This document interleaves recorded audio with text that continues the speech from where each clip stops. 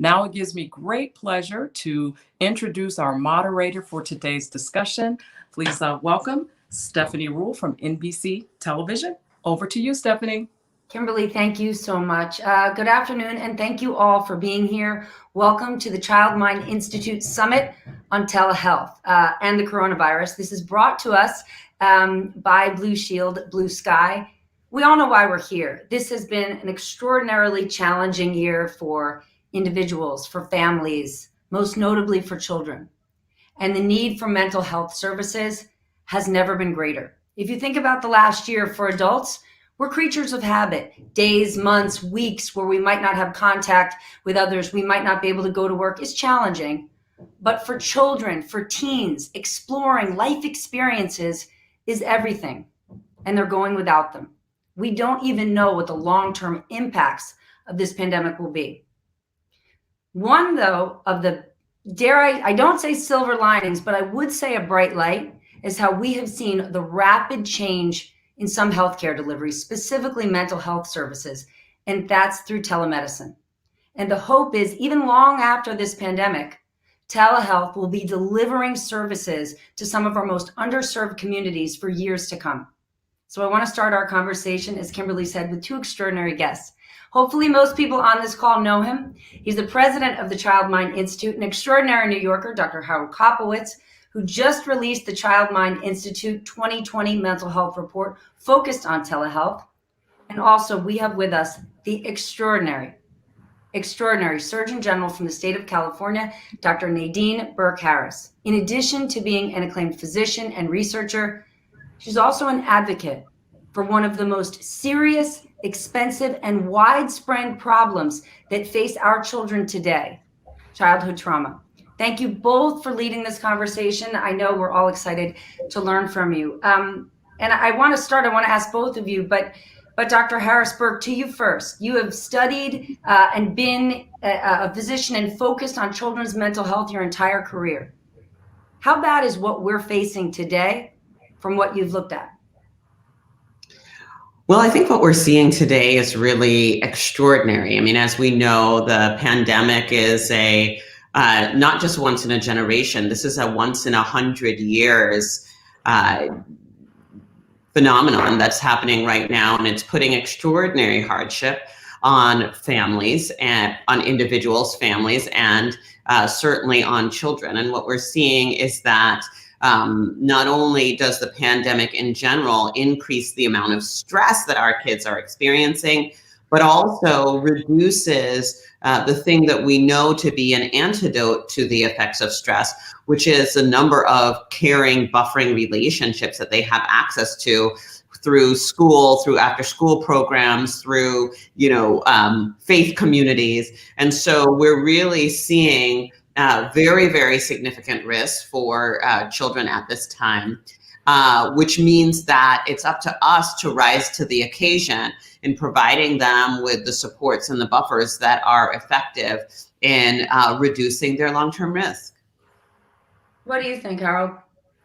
So, I was around for 9/11, and we lost 3,000 lives during that event, and it took years for us to recover, especially kids who were around ground zero or who lost a parent or an uncle or an aunt or a neighbor.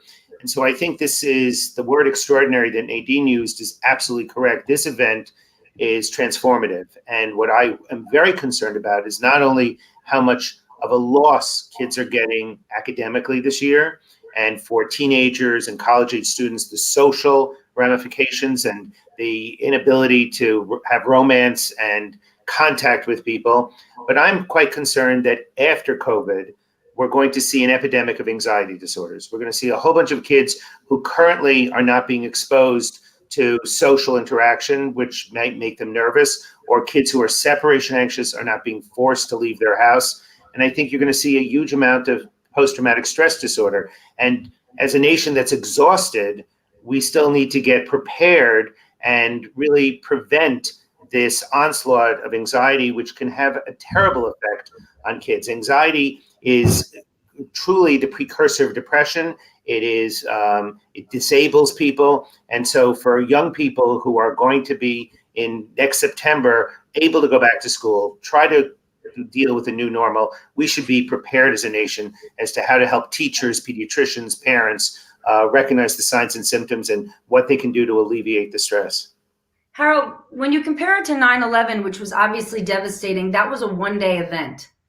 The fact that the coronavirus continues to rage on and we don't know when we're getting to the other side of this, how much does that impact increased anxiety? Oh, I think that, there's something called COVID anxiety or COVID uncertainty. That's perfect because that really describes what we're going through. Also, with 9/11, for the weeks afterwards or the months afterwards, we had posters up of people who were missing. But if you flew to Florida, if you went to Boston, if you went to LA, you didn't feel it. COVID is truly this global pandemic. There's no escaping it. There are children who are living with food insecurity, housing insecurity, school disruption. This is very real, and this is going to have a scarring effect that a briefer event we can get over much quicker. And so I think as a nation, we have to get past this. I'm really pleased that Biden administration is taking the vaccination so seriously and the supply and putting these vaccines in people's arms. But simultaneously, we still have to save our strength to take care of the kids' mental health needs, which could be devastating if we ignore them. When you help us understand the state of California, a huge state that has obviously been hugely impacted by the coronavirus, what have you seen in children and families? I mean, most of the people on this call can say it's challenging doing virtual. We've had to change our life around, but we're also in a position where we have the technology. We can support our children and sort of become de facto teachers' aides. Many families don't have that. That's right. And I think when we think about the challenges that many children are facing during this pandemic, I think, for myself, for my household, for my husband and I and our 4 boys, right, the biggest challenge is managing distance learning while we are trying to do everything else. But we recognize, a big part of my background as a researcher and as a physician is recognizing the impact of what the CDC calls adverse childhood experiences, which include things like abuse, neglect, or growing up in a household where a parent is mentally ill or substance dependent, or where there's intimate partner violence. And there were 10 specific criteria that the CDC looked at. And one of the things that's really powerful is that for an individual who has 4 or more of these adverse childhood experiences, not only do we see the things that we would expect and the things that Dr. Koplewicz rightly pointed out, dramatically increased risk of anxiety, dramatically increased risk. We're talking about 4.5 times the risk of depression. We're talking about dramatically increased risk of suicidality. The international data shows 30 times the risk of suicidality. But there's also double the risk of developing diabetes, double the risk of developing asthma. It's important to remember, right, is that the brain and the body are connected. And it doesn't, when children in particular experience high doses of adversity, it can have profound effects on their mental health, but also on their brain development and the development of their immune system and hormonal systems. And of the traditional adverse childhood experiences that the CDC identified as being a major risk to health, intimate partner violence is going up. Mental health conditions among adults are going up.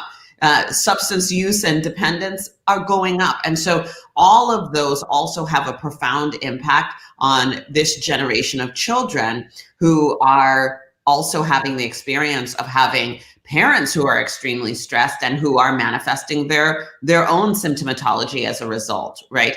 And so we see that the long-term outcomes are likely to be substantial, both on mental and physical health. And that is why in the state of California, we've launched a first in the nation initiative called ACEs Aware to train all of our healthcare providers, so we've trained over 15,000 healthcare providers on screening for adverse childhood experiences, recognizing how that can lead to overactivity of the stress response, and then responding with trauma-informed care, which includes, when appropriate, connection to mental health services. How do you connect with those children, those families right now in this time when we're so disconnected? Oftentimes children who are at risk, it's the school nurse, it's their teachers who see those red flags and then pull in services. Right now with kids home, is that even happening? How can it? So you are exactly right. What we've seen in California is at the start of the pandemic, when the shelter-in-place order went into effect, we saw a 50% decline in reports of child maltreatment. Now, we know that child maltreatment didn't suddenly fall off a cliff the minute that families are exposed to a really stressful pandemic and are forced to stay at home together with their kids. We're fairly certain that's not the case. Rather, it's just not being reported because kids were not coming into contact with those teachers, those coaches, those rabbis, or whoever it is with a trusted adult who might recognize that there was something concerning going on and then make that report. And that's why, to your answer, how do we solve this? It really takes a village. And that's never been more true than now. And what we strongly encourage everyone to do is to check in, right? To check in with their students. We encourage teachers, educators who are doing distance learning to schedule one-on-one time with the kids in their classroom just to check in and see how things are going, because it really requires all of us to do that. And it really has required us to be more innovative. In New York City, the Childmind Institute worked out a program that we provided digital wellness kits for every one of the 1.1 million students. We also did webinars for the 75,000 teachers. Now, the problem is that it wasn't mandated, so we only got buy-in from around 25 or 30%. But the idea is exactly what Nadine is talking about. The digital wellness kit is talking about checking in with yourself and then being able to check in with the teacher if you had signs and symptoms that were different, whether it was sleep, whether it was your appetite, whether it was your ability to concentrate, or your general attitude about optimism versus pessimism. We actually have some breaking news from the New York Times. It's like we're on an actual news broadcast here, and I want to get your thoughts. CDC officials urged a return to classroom instruction as soon as possible, citing evidence showing it is safe with the right health protocols. And in the report, they write, quote, they say there's enough available evidence indicating that it can be carried out, meaning schools can be open safely as long as mask wearing and social distancing are maintained. Researchers at the CDC wrote this in a journal, but local officials also need to impose limits on other settings like indoor dinings, bars, and poorly ventilated gyms. Do you agree it is urgent, it is time to open schools? Well, I think go ahead. Go ahead. What I would say to that is, so I've seen that data from the CDC, and it's totally consistent with all the other data that I've seen, that with the right protection, so that includes high levels of testing, PPE, masking, and distancing, right, that it can be safe to return to school. And so that is a big part of the reason that what many states are doing, what we've certainly been doing in California, is being very focused at trying to bring those resources to our educators so that our schools can safely reopen. Dr. Koplewicz, what do you think? There's no doubt that the lack of socialization is having a negative effect on kids. So let's put apart or set aside the group of kids who are socially anxious and who are separation anxious and look better today because they're not forced to be exposed to those things that make them anxious. But if you look at the other 80% of the population, those kids thrive on the social interaction. And so you see these photos of a kid with his head on the desk and the screen opened up, and they can't engage with their teacher. And remember, many public schools are not doing synchronized learning, they're doing asynchronized. So they're watching a video of someone teaching them history or math or art or English, which is more challenging than if they were in a classroom. But the other part of school is hearing other people speak, of learning how to share, learning how to wait your turn, being able to hear another person's point of view, which gets lost on the two-dimensional screen versus the three-dimensional person. So I think clearly we need safety, we need social distancing, we need people to wear masks, and it is being done in many public schools and many private schools in the United States, and they're successfully containing the virus and simultaneously keeping kids in school. I would tell any parent, though, who's watching that this is a good year to reassess your expectations for your kids' academic productivity.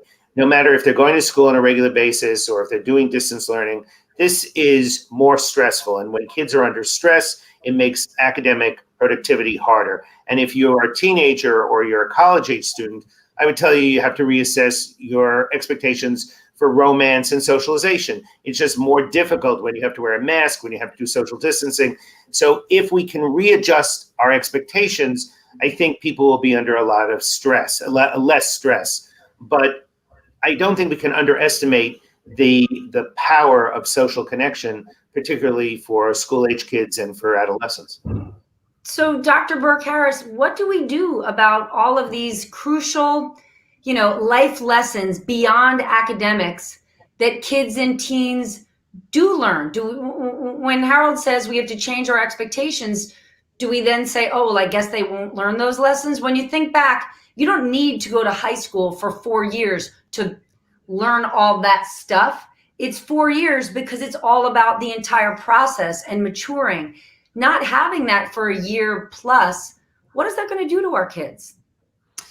Well, the one thing I want to say is that we want to keep in mind that the vaccine is on the horizon. It's being rolled out right now. And that really is the light at the end of the tunnel. So one of the big things I want to encourage is that for all of those who are eligible, right, to get vaccinated as soon as they are able and as soon as they're eligible and have access to the vaccine.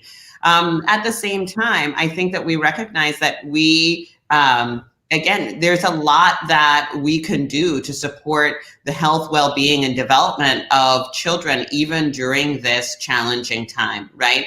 So one of the things that we know from the research on how stress affects children's developing brains and bodies is that there's scientists and researchers characterize it in 3 ways. There's positive stress, kind of the stress that helps folks be able to muster the energy to solve a big challenge.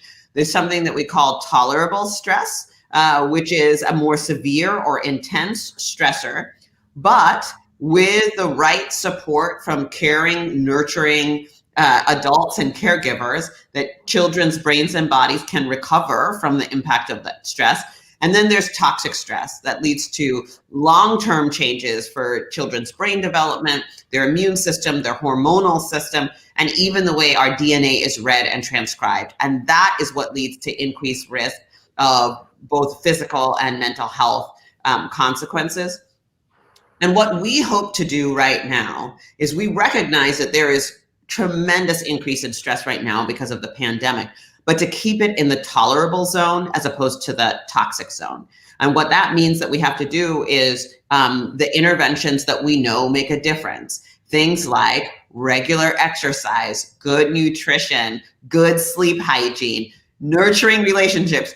Nurturing relationships, honestly, are the strongest antidote against the effects of stress on the brain and body, but also things like mindfulness, like meditation, and as I mentioned, mental health interventions, and particularly now with the pandemic, the rise of telemedicine to increase the accessibility for mental health services, I think is really important. And I really want to stress and emphasize that these things are treatable, right? The impact of stress on health and development are treatable and they are recoverable. So those are, I think, really important things for people to understand. I think there's, we did a study that was looking at the mental health effects of COVID on kids. And we got 6,000 subjects. Half of them reported on themselves as adults, and half reported on their kids. And so it was really important for us to see what were the most important factors that affected someone's mood in a negative way. And what was interesting is that adults were more concerned about COVID worries, and kids were more affected by a change in routine. So that their life circumstances, the fact that they couldn't go to school, the fact that they were worried about their parents' finances, the fact that they couldn't play outside. And many of those things were the kind of stressors that parents could diminish. So that a parent who can recognize this and says, let's make sure we're going to sleep on time. Let's make sure we wake up at the same time. Let's have some routine in the house. If not every parent can do mindfulness, let's do gratitude once a week and talk about why we feel thankful. Let's make sure that we're taking a walk together, that we're able to throw a ball or go to the park in a safe way. So the power of parents to influence the environment and to make it less toxic is really important. Now, it sounds, in my opinion, I think parents have so much extra to do. Not only are there teaching assistants and playmates and parents and their workers, but here is positive data that the thing that affects kids most during COVID is the life circumstances that are negative. And parents have a lot of control over being able to make them less negative. And can I jump in? I want to jump back in here and say that's incredibly true. There's a lot of data on that. And it has huge implications in terms of how we take care of ourselves as parents, right? So as I mentioned, as a mom of 4 boys, one of the most important things that I have to remind myself is that self-care isn't selfish, right? My ability to not get so overwhelmed that I can't be available to my kids to spend that time or to do that snuggle or take that walk around the block. I mean, my kids will even tell me. The other night at dinner, my 8-year-old said to my 4-year-old, he's like, uh-oh, I think mama lost her giggle. And I was like, it was just such a bright light to me. And I'm like, oh my goodness, my child is telling me mama lost her giggle. That is my sign to me that I have got to, put aside some of my stressors and worries and really be present and engage with my kids. And then it turned out 5 minutes later, he said, oh, look, mama got her giggle back. But what about when it's more than losing your giggle? When we talk about the power of parents, the pressure on parents right now, in a good time, we're very focused on our children's well-being. I can think about myself sitting in the child mind waiting room, and when my child needs support, all of my attention and all of my focus is on that child. Right now, what we're seeing moms go through is crippling. So beyond just the take time, self-care, what do we do to those families who are truly in crisis? So I do think, you didn't want to use the word silver lining, but I think if there is any opportunity that's come out of COVID, it's telemental health. So America has a problem with mental health services. 60% of all the counties across the United States do not have a single psychiatrist. 20% have a single psychiatrist. So we have a problem in the way we have distributed our mental health services. And the fact that, at the Child Mind Institute on March 15th, we closed the doors to the physical sites in San Mateo and in New York, but that on March 17th, we opened as a telemental health service. And today we're seeing 300 kids a day remotely, when pre-COVID we were seeing 200 kids a day. So we are offering services to kids in more locations, particularly rural areas, and kids who typically wouldn't get it. And my feeling is that telemental health could actually democratize child mental health services if it's done properly. But that also is something that parents have to be aware of. In the same way that a kid is aware of whether mom loses her giggle, parents really have to be aware if there are signs and symptoms that that your kid is suffering from potentially more than just a demoralization, but it's a real anxiety disorder or it's depression. And the fact that you can get help on a screen relatively quickly, without the waiting lists, without the transportation, without the danger, I think is really important. And remember, on a good day in America, only 40% of kids who have a mental health disorder ever get any help. So we weren't starting in a great place. This should be that opportunity to say, I'm watching my kid more carefully, I'm spending more time, I am concerned. They're not sleeping, or they're not eating, or I can't get them to play Fortnite, or I can't get them to throw a ball with me. That's a warning sign. Yeah, that's right. And then similarly, I think for parents as well, I will tell you, when the pandemic started, I switched to seeing my therapist by FaceTime. And it was fantastic. It worked. That's what we've been doing. So I think that it's equally important for us as parents and caregivers to be attuned to our own mental health, how we're doing, how our sleep is, how our intake of substances, watching that, because it's there's a symbiosis, right? There's an interdependency between a child's well-being and the well-being of their parent. And I've told my patients for years is that and their caregivers, the most important ingredient for a healthy child is a healthy caregiver. Right. So therefore, self-care is really childcare. But that's right. More importantly, I think we need to stay on schedule. I mean, it's so easy for parents to get up in the morning and, not start the day the way they usually would because they're not running out of the door. But to say we have regular hygiene, we eat breakfast together, we put on we put a change of clothing on, we eat meals together, we have time for exercise. I mean, I know how hard that is, but I think it's essential to keep that going. I was watching a TV program and Ray Romano was on, and he jokingly said, "Oh, this is the first time I'm wearing pants in the longest time." And I thought, okay, I think everyone should be putting on pants every day. Do you mean whether or not, anyone sees anything from your belly button up, it keeps that routine going. And I also think it's essential, I mentioned before, gratitude, that once a week, families sit down and say why they're lucky. Why are, there's so much to be grateful for, and you could find so much to be angry about and complain about, but there's got to be a moment once a week where your children see that there is something more important than them and more important than you, that you're grateful for that, whether you go to church or not. Do you think telehealth is here to stay after the pandemic? I mean, you were just talking about your own therapist, Dr. Burke Harris, in a very joyful way. I mean, I could hear in your voice the feeling of, I don't have to get in the car, I don't have to drive over there, I'm saving an hour. I mean, in some ways, do you think it's better than it was? I think that telemedicine, I do think, is here to stay. And I think that it works particularly well for certain things. I think it's more challenging in other areas.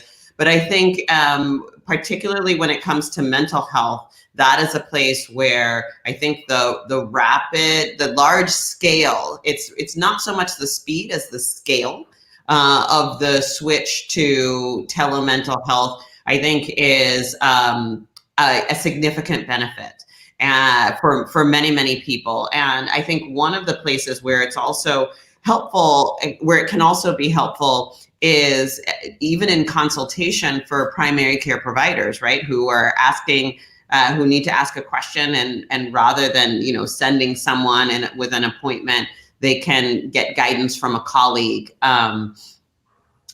So I do think that particularly when it comes to mental health, I think telehealth is an advancement for the field. I think it's terrific also, considering there are 8,300 child psychiatrists in the United States, and there's so many states that have so few of them. This is terrific that rural areas, that people who traditionally were stigmatized by it, you don't have to be seen in a waiting room. You don't have to take public transportation. You have the privacy of doing it in your own room. We do have a problem that certainly there's a part of the population that doesn't have broadband and doesn't have enough interconnectedness with the internet, but that's fixable. And I think there's so many things that will be gained by keeping telemental health as an option. And for some people, it'll be the whole option. And for others, there'll be a hybrid. Kind of, you'll see the doctor 1 or 2 times to get your initial evaluation, and then the follow-up treatment will be done on a screen. I'm not judging it, but are you seeing parents, Dr. Koplewicz, want to get prescriptions for their kids? It's so hard for any kid to focus right now. And at a normal time, they might not be seeking a prescription to help their kids focus, but are you seeing that change right now? So what we're seeing is that parents have become much more observant. So, school was complaining for years about how inattentive or how anxious or how disengaged the child was. And then all of a sudden the parents are noticing it because they're there when school's there. So that learning disability becomes very obvious, or that attention deficit becomes very obvious. So I don't think anything has changed in the way you still evaluate a kid and do, for whether or not medication should be added to the treatment. But I think you're seeing parents have a new insight into how their kids work. Remember, kids work at school. I will take a teacher's evaluation. If a teacher says to me, this third grader is definitely more hyperactive than the average third grader, I take that with a lot of value, because she or he has had 30 third graders for 10 years. That's 300. Her sample size or his sample size, 300, versus my sample size is always skewed. And mom's sample size, at best, she has 4 kids, 3 kids, 2 kids. So all of a sudden, parents are getting a snapshot of what it's like to watch their kids work. And I think that's helpful. I don't think anyone's asking for medicine. I think they're being a little bit more receptive to adding medicine to the treatment program. One emotion that has been displayed, especially among teenagers, Dr. Burke Harris, that we haven't talked about, is anger. Angry this year that their friends, their sports have been taken from them. How does one address that? I'll tell you how I've addressed it with my 2 teenagers. So it's really around helping them have greater insight into the reasons behind it, and to make meaning of the situation. I think one of the important things is, number one, to start by validating those feelings, right? You're a senior in high school, you've worked your entire high school time, and you've gotten really good at lacrosse, right? And this is your final season, and you're gonna miss the entire lacrosse season because, there are limitations or restrictions on school sports. Right? And you are able to convey to your son how to find new meaning. If you can do that, you are a far better mother than I am. I'm in a unique position because we sit down and my kids say, oh, well, it's terrible that there are these restrictions. And I say, all right, well, I'm the Surgeon General. Let's talk it through. How do you think that the policy should be? Well, what about this? Well, what about that? How do you feel about the idea that people are, there are many people who are becoming ill? Do you want to, how would you feel? My mom has been ill. Unfortunately, she's been hospitalized several times in the past year.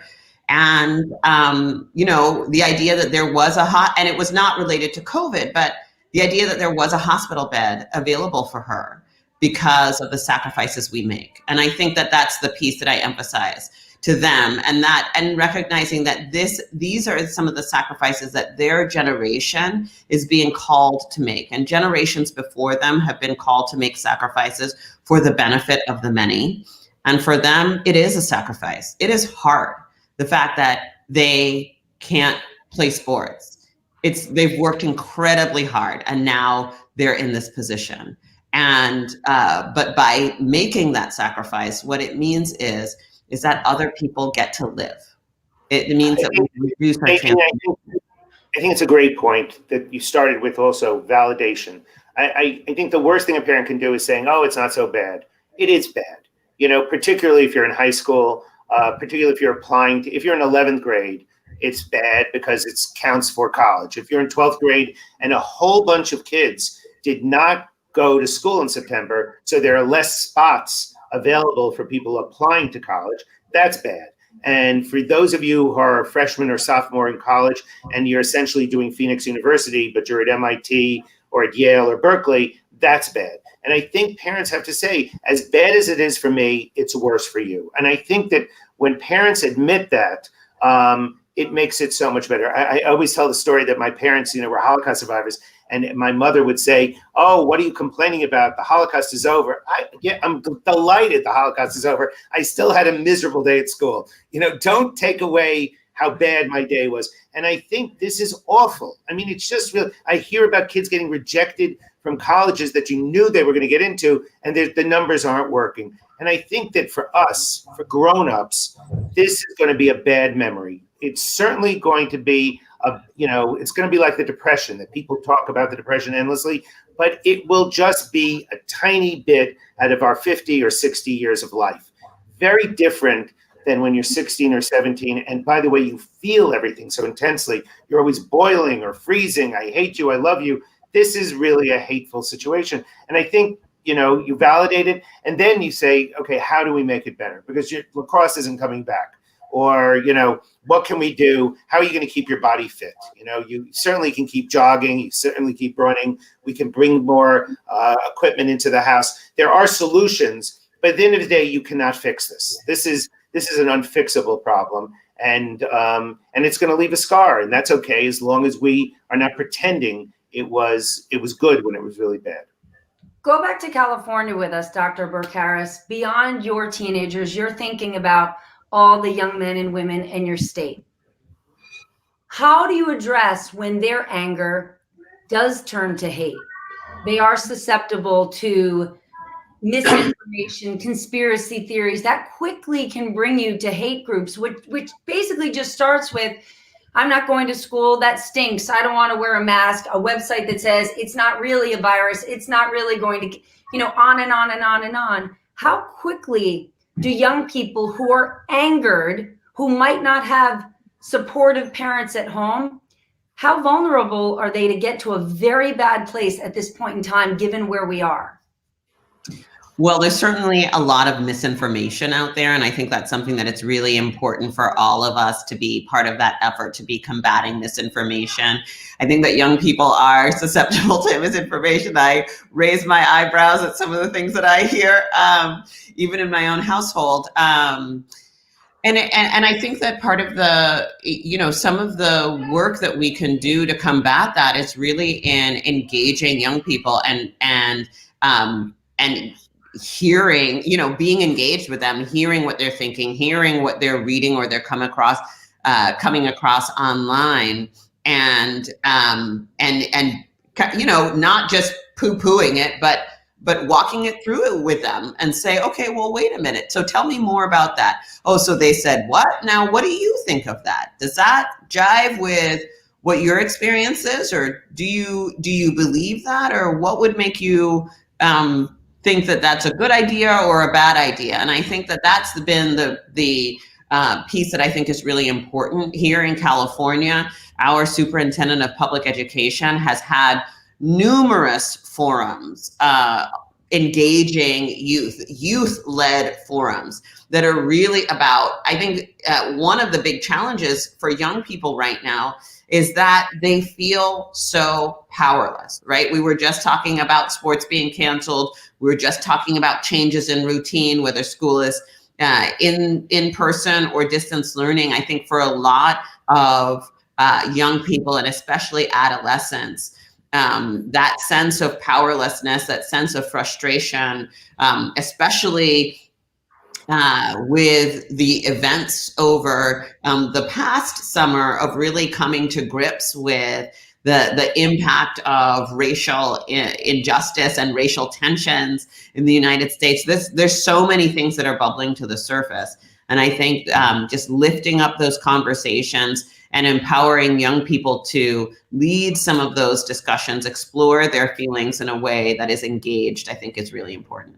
But I think it's two-pronged. I think, teenagers, the peer group always becomes more influential than it had been in childhood. But parents still remain the most influential force in their lives. And parents have a tendency to stop talking. I mean, they hear that, oh, everyone's doing it, and so they keep quiet. So if there was ever a time where parents have to speak up, it's now. But I actually think the feds and the states have to start counteracting some misinformation with really powerful and digestible information. I think it would be really terrific, for instance, if we had athletes and we had movie stars and TV influencers getting vaccinations in front of everyone and saying it's cool to get vaccinated and why they're wearing, and how cool they are and how great looking they are with a mask on. And it seems simplistic, but if people are out there saying something else and they say it too many times, people start believing that. And I think it becomes a necessity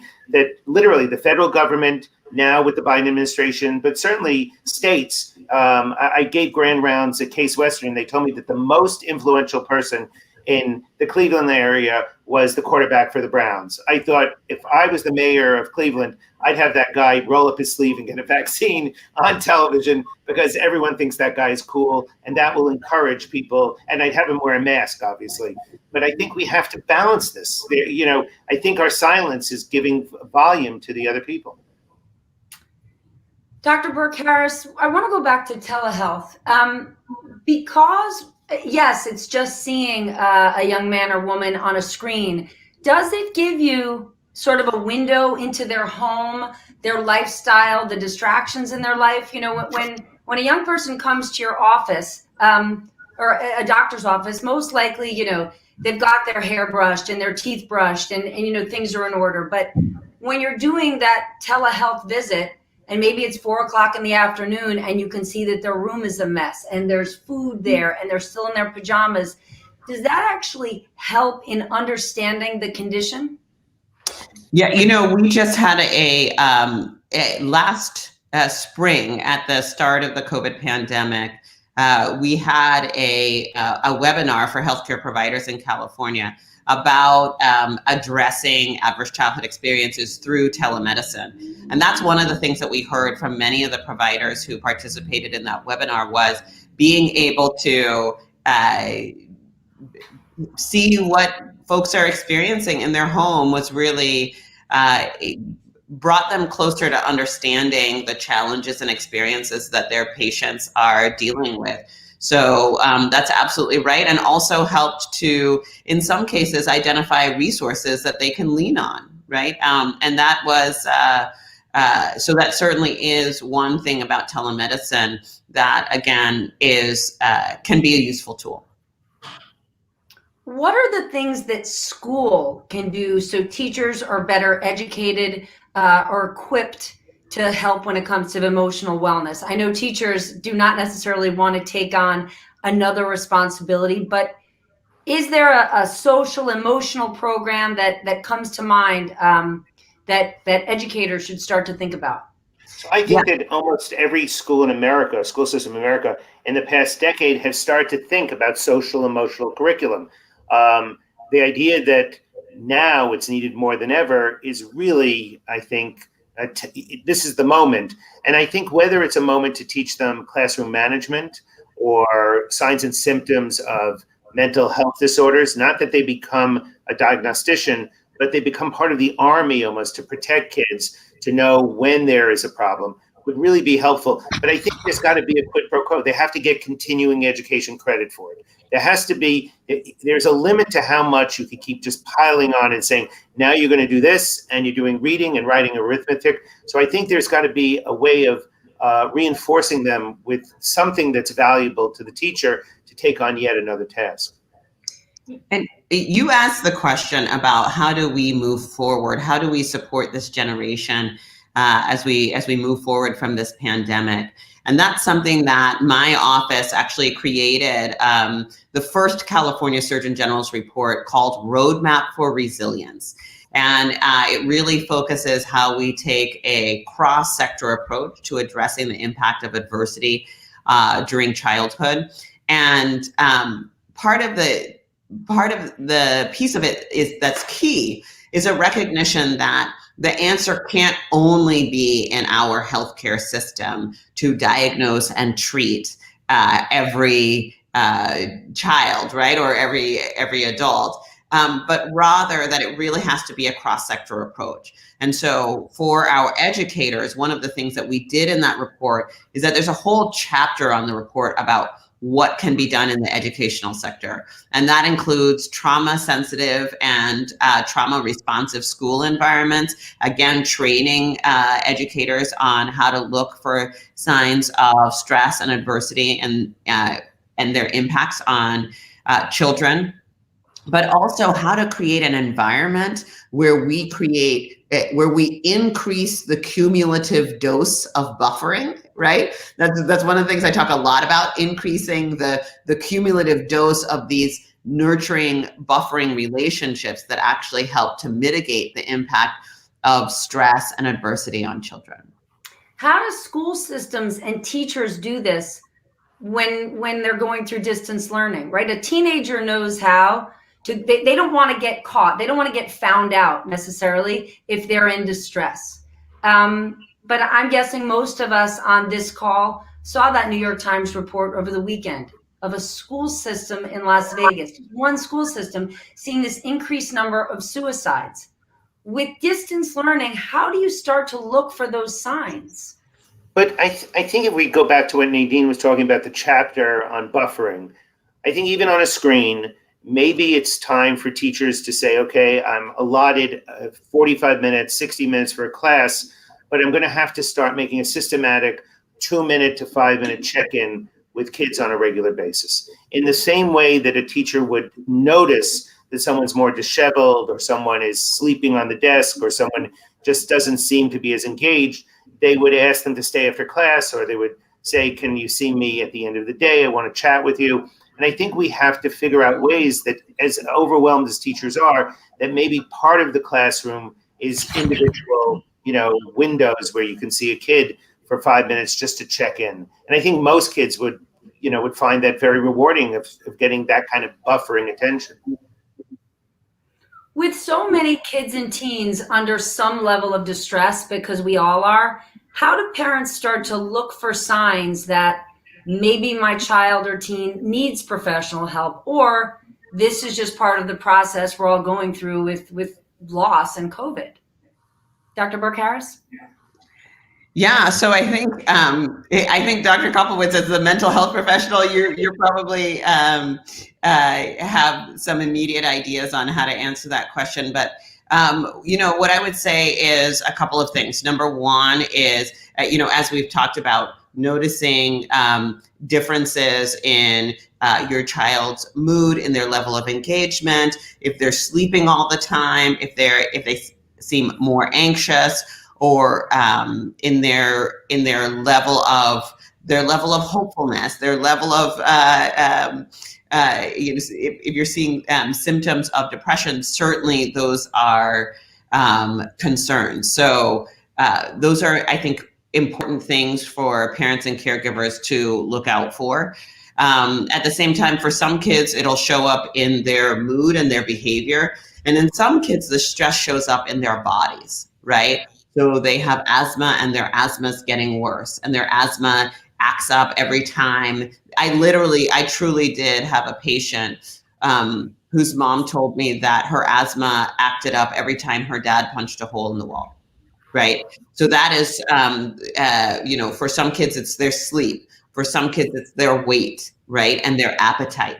So these are some of the changes that we can see. And I think a big part of it is just checking in regularly, being engaged. And if there is a concern, and this is one of the things I think is really important, don't wait for the wheels to fall off the cart, right? It doesn't have to, kids don't have to be, or adults as well, don't have to be in a dire situation in order to seek mental health support. In fact, I think more and more we see as a society and as a healthcare system moving more towards even preventive, right? Mental health. Like when I say, hey, I talk to my therapist on FaceTime, that is entirely preventive, so that I can be the best mom that I can be. I know I have a stressful job, and so rather than being in a situation where I end up getting overwhelmed by it, I want to practice the same things I do for my physical health are the same things I do for my mental and emotional health, which is really to be proactive and preventive which I think is really important. And hey, guess what? It's a pandemic.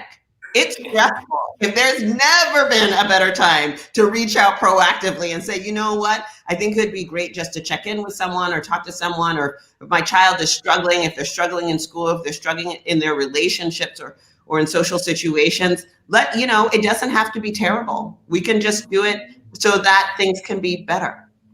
I would just add one thing: regression. If for young kids who might not be able to tell you something is wrong, watch how they behave. If all of a sudden they're sucking their thumb again, if they're visiting you at night and want to sleep in your bed when they were comfortable in their bed, when they become too quiet in situations where they were chatty before. So anything that looks like a child is acting younger than their stated age, or the way they were behaving before, is a red flag for parents to pay attention to. I want to go back to what we talked about at the beginning, Dr. Burke Harris. You have made it your mission to address toxic shock effects of ACEs, these adverse childhood experiences. Does the pandemic bring out significantly more? Yes. So that's the short answer. So as I mentioned, adverse childhood experiences are risk factors for development of the toxic stress response, right? This prolonged activation of the stress response that can lead to long-term changes for children's developing brains and bodies. And so in the pandemic, we're seeing higher levels of adverse childhood experiences, right? The traditional ones that were described by the CDC, things like witnessing domestic violence, that's increasing.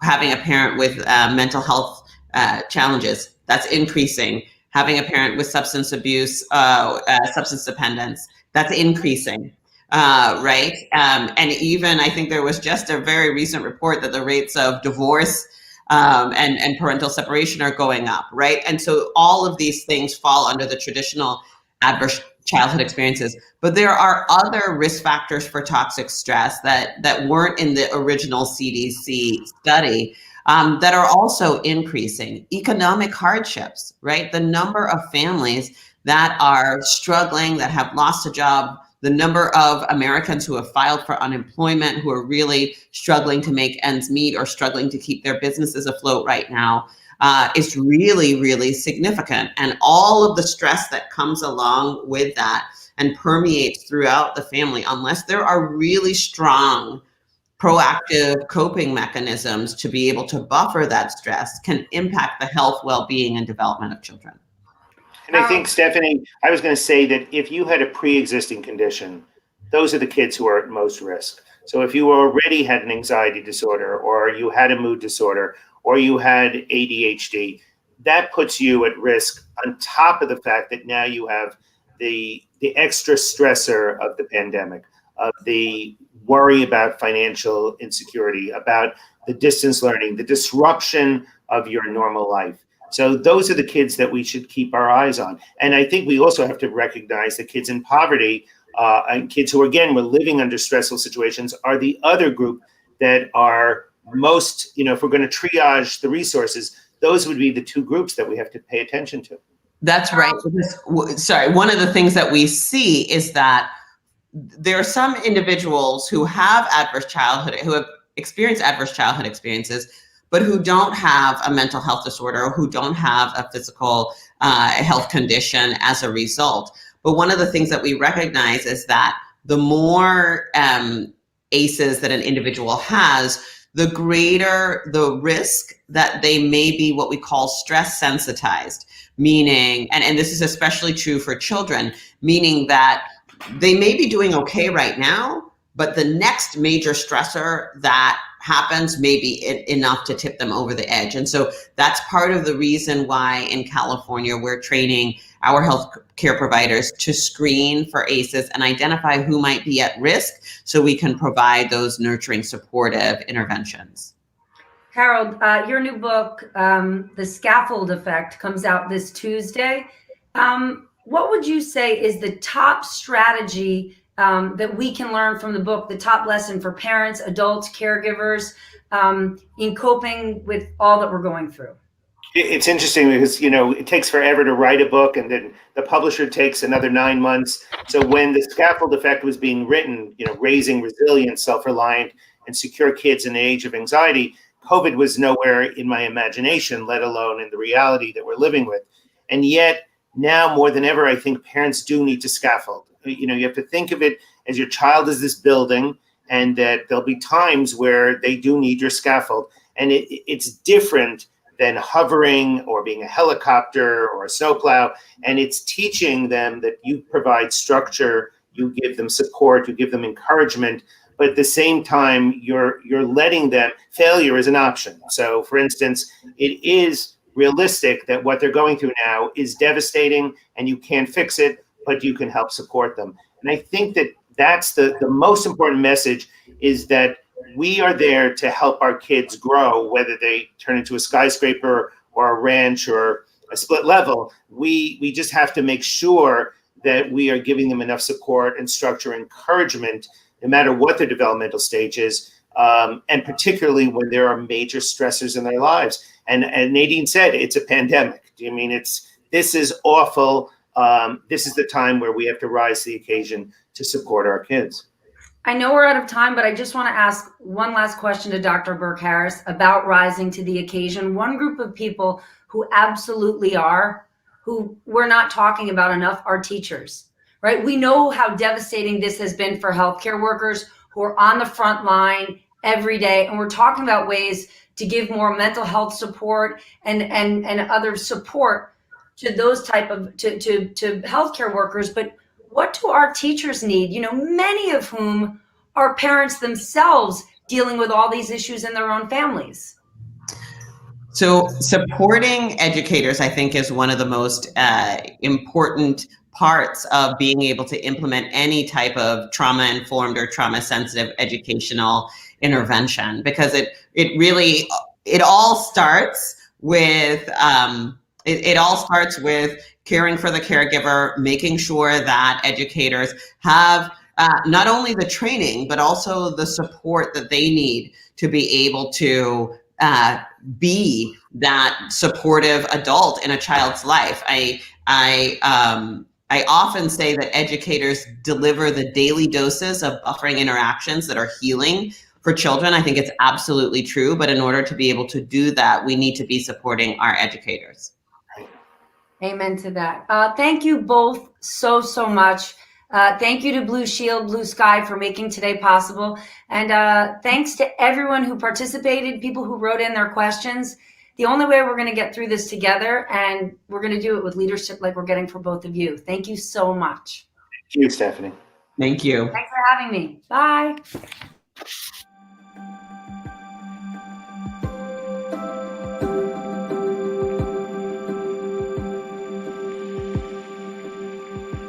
Blue Shield of California stepped up and created the Blue Sky Initiative, a multi-year commitment that makes mental health care and counseling accessible and available to middle and high school students. Since we launched the program in fall of 2019, several thousand counseling sessions have been held, and we know that's been even more important during this COVID-19 pandemic.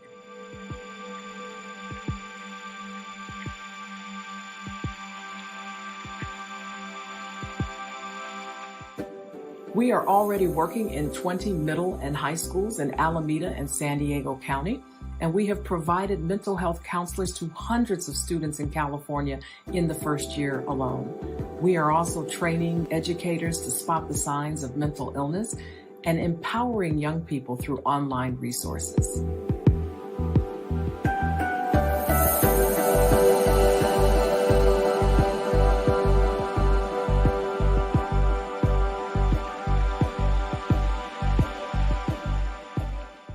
California educators are doing an amazing job during an extremely difficult time.